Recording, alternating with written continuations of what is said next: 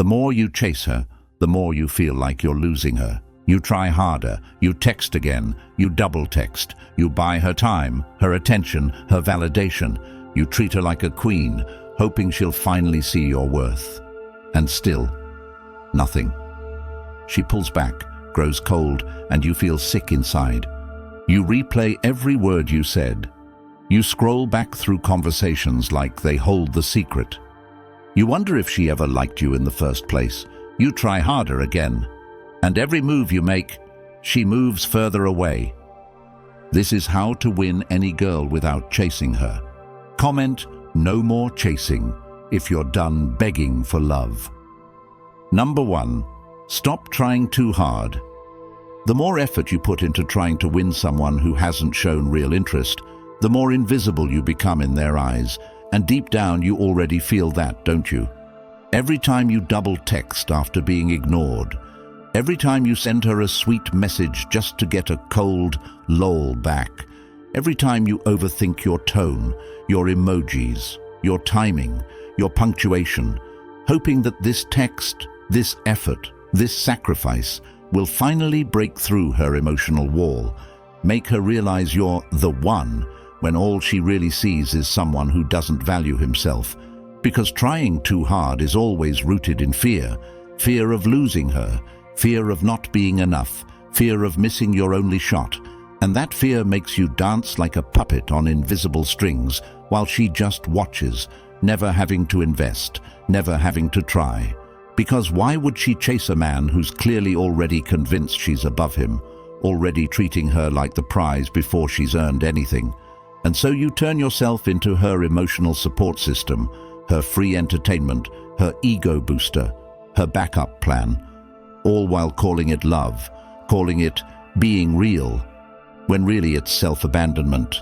And every moment you wait on her attention is a moment you rob from your own growth, your own focus, your own power, because the energy you spend proving your worth to someone who isn't even trying to know you could be spent becoming someone no one can ignore, someone who doesn't chase, who doesn't explain, who doesn't break himself to please another. And this isn't about playing games. It's about breaking free from the mindset that tells you love is something you earn through suffering. That if you're just good enough, long enough, she'll finally see you, finally pick you, finally stop choosing the ones who barely try. And the harsh truth you need to hear is this: she already made her decision the moment she saw you trying too hard, and she doesn't respect it, because deep down, even she knows love without boundaries is manipulation disguised as devotion. And while you're sending her good morning texts and waiting for replies that never come, she's laughing at memes with someone who doesn't even ask where he stands. And that's because real attraction isn't earned through desperation or devotion. It's sparked by self-containment, by someone who stands firm in his value and doesn't seek permission to feel worthy. And if that stings, good, let it sting. Because pain is what wakes people up, and you need to wake up before you spend another year begging to be chosen by someone who doesn't even value what you bring to the table. So stop proving, stop pleasing, stop hoping she'll finally get it. Instead, go silent, not as a tactic, but as a way to reclaim your dignity, to stop leaking your energy into a void of indifference. And if she reaches out, great, but you're not here waiting. You're out building, growing, sculpting your life into something so rich that her validation feels small next to your vision. And this isn't about making her jealous. It's about making yourself proud. Because once you truly stop trying too hard, and I mean internally stop, not fake it, everything shifts, your presence changes, your energy becomes rare, and people start treating you differently, not because you changed them, but because you finally stopped trying to control how they see you and started owning how you see yourself. And if this spoke to something deep in you, if you're tired of the chasing, the guessing, the emotional exhaustion, then you need the Stoic Relationship Blueprint audiobook. It's not just a book, it's a recalibration of how you show up in every relationship, using timeless Stoic principles that rebuild your self-respect from the ground up. You can now listen to it while walking, running, or just clearing your mind, letting each truth sink into your soul while you move through your day. No more confusion, no more losing yourself. This book will always be yours. Once you have it, that knowledge is in your hands for life. The link is in the comments. If you're ready to stop chasing and start living, this is where your real transformation begins. Number 2. Build a life she wants to join. You spend so much of your time trying to be chosen, trying to be liked, trying to show her that you're different from all the others, but you never stop and ask yourself what she's actually stepping into if she says yes. Because most men want the girl before they've built the life. They crave the attention before they've earned their own self-respect. They want someone to complete a picture they haven't even started painting, and that's why she leaves. Not because you weren't kind enough or consistent enough or romantic enough, but because you don't have a world of your own. You're orbiting around hers, making her the mission while your own purpose sits untouched, and she can feel that emptiness even when you hide it behind ambition, behind fake confidence, behind social media quotes and gym selfies. Because deep down, she knows when a man is pretending to have direction versus when he's walking that direction. And most men don't even realize they're turning their life into an audition, applying to be in someone else's story instead of authoring their own. And that's why everything feels out of your control, why you keep attracting short-term attention but never long-term respect. Because people join lives they admire. They invest in paths that are already moving. They commit to journeys that don't depend on them to feel complete. And when your days revolve around waiting for her text, checking her status, trying to be what you think she wants instead of becoming who you're meant to be, you make yourself forgettable, not because you're not good enough, but because you're not full enough. Your life doesn't pull anyone in because it doesn't pull you in either. And building that life starts with absolute ownership of your habits, your time, your mind, your body, your income, your character. It means choosing structure when others choose ease, choosing focus when others scroll, choosing discipline when your emotions beg for distractions. And when you live like that, consistently, without shortcuts, you start radiating something rare, something people feel but can't explain. And it's not just about money or muscles or lifestyle aesthetics. It's about depth. It's about your relationship with time, how you speak about your future, how you protect your energy, how you use your minutes like they matter, because that's what draws the right people in. Not what you offer them, but what they feel around you.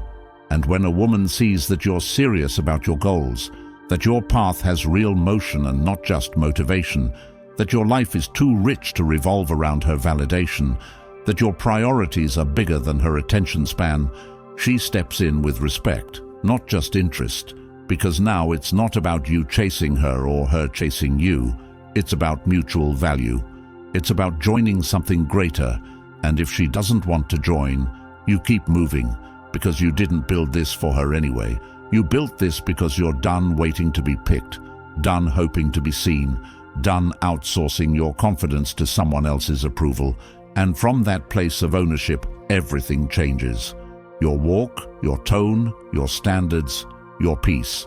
Not because you're trying to impress anyone, but because you finally realize the one thing she's secretly always looking for is a man who doesn't need her but still chooses her from abundance, not absence. From fulfillment, not desperation. From wholeness, not emotional hunger. And when you become that man, not say it, not fake it, but live it. She will feel it without you needing to say a word. And whether she stays or not doesn't even matter anymore. Because now you're the one who decides who gets access to your world. And that's how you build a life she wants to join. Number 3, master your emotions.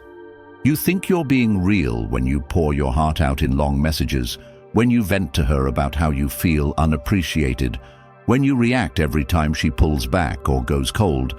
But what you're really doing is handing her all your power on a silver plate, because you still believe that expressing every emotion is strength, when in reality it's exposure, it's surrender, It's giving someone else control over your internal world without making sure they're even worthy of that influence.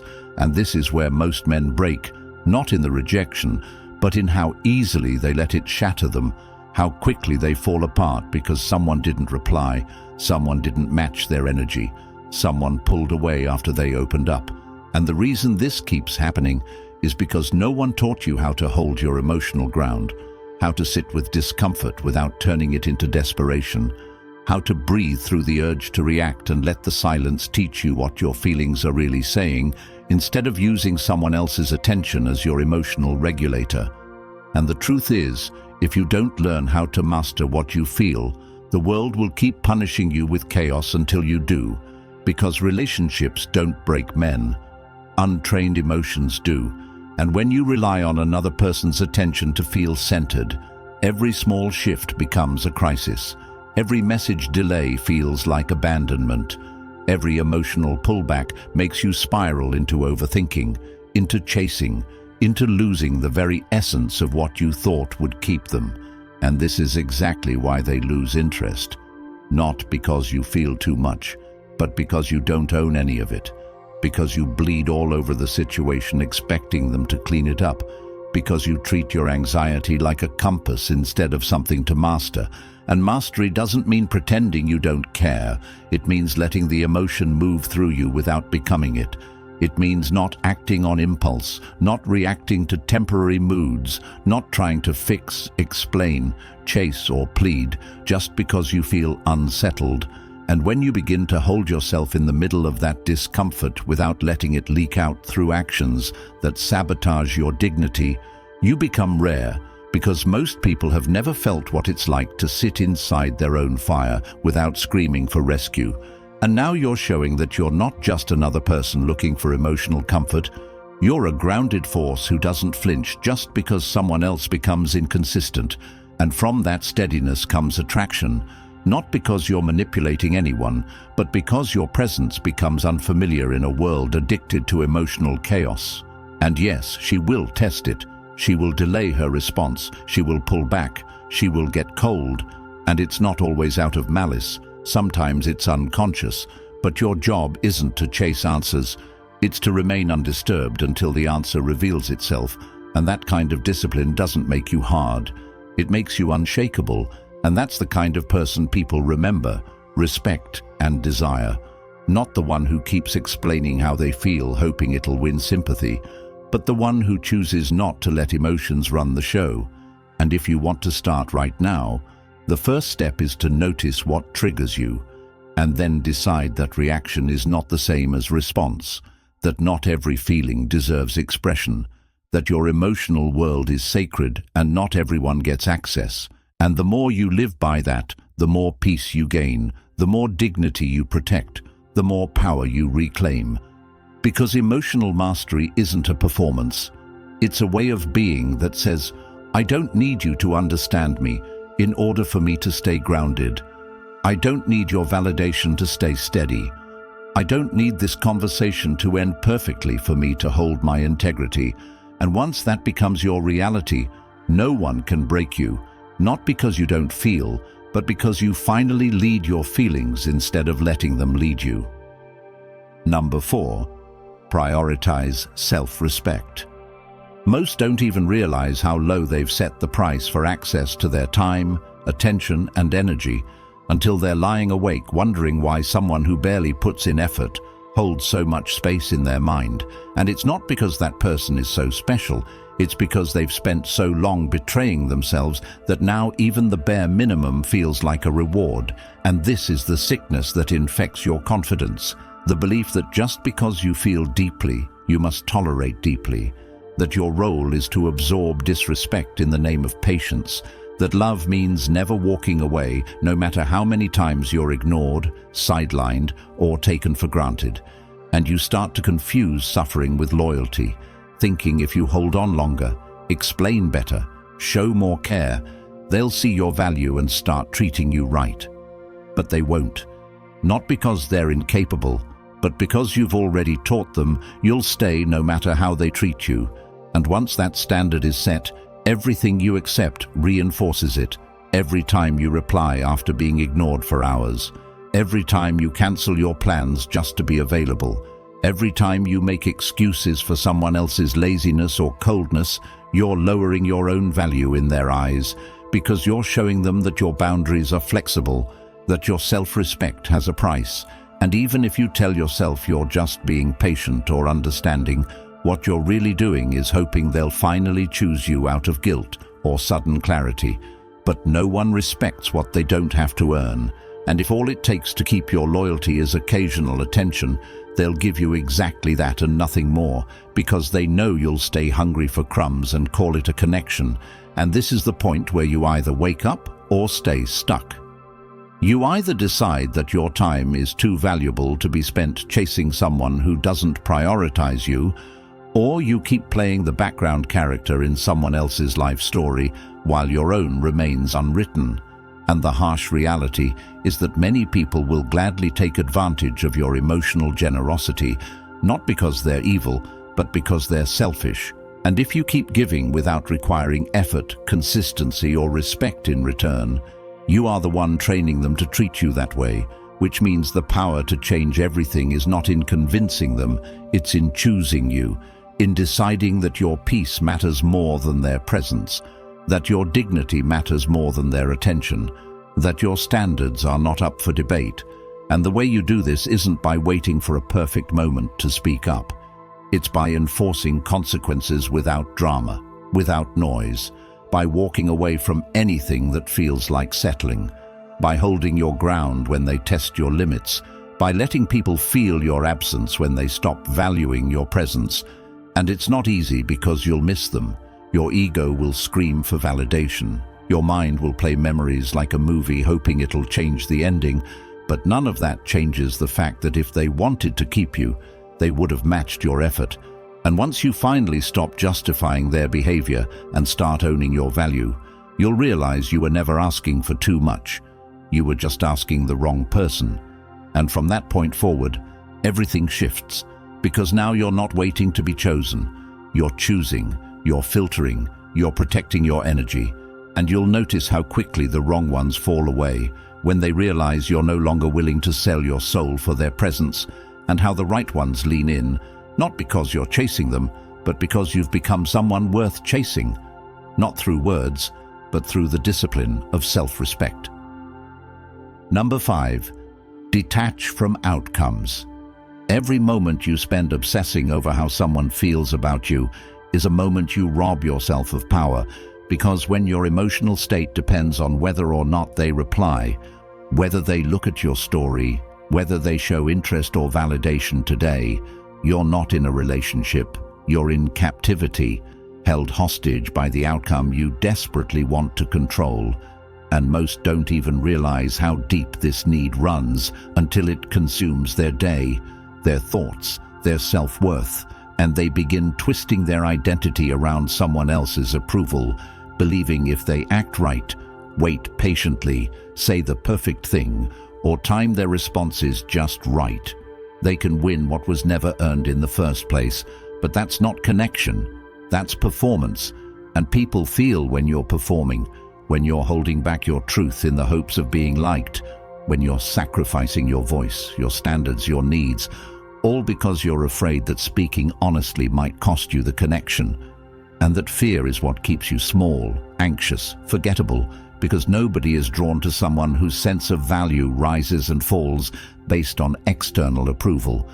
And if you truly want to be respected, remembered, and wanted, you must let go of needing anything from anyone, not in a cold or bitter way, but in a grounded way that says, I am already full, already worthy, already peaceful, with or without your presence.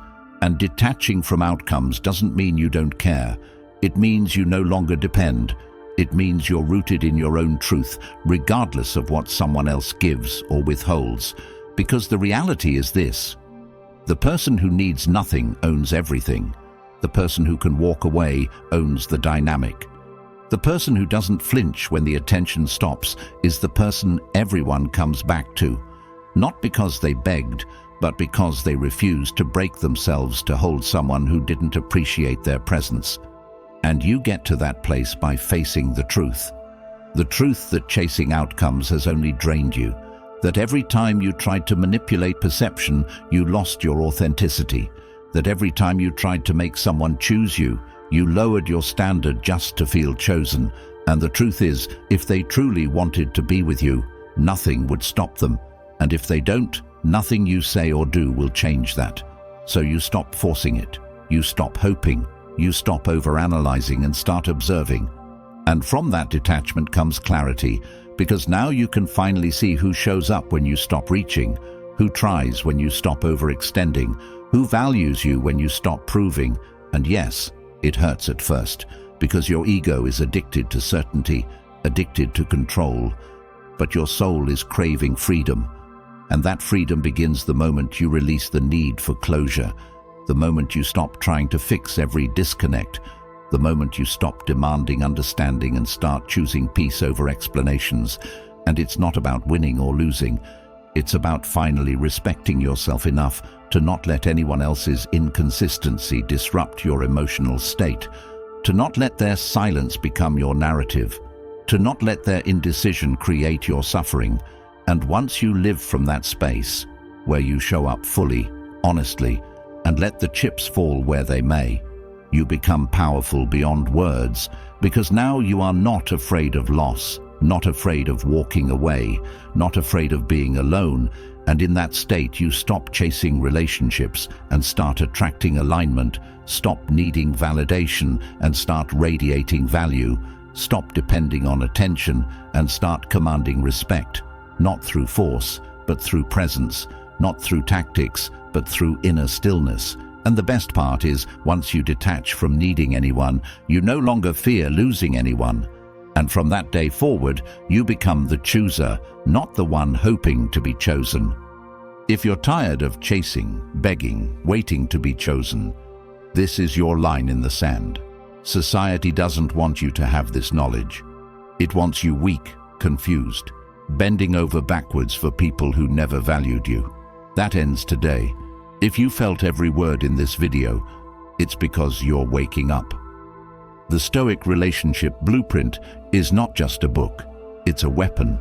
A quiet weapon built with timeless Stoic principles to help you take your power back.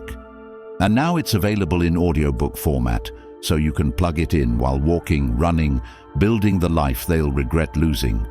No more emotional games, no more silent suffering. The link is in the comments. Comment, "I reclaim my power," if you're ready to own your worth, like the video, and subscribe to help another man escape years of regret.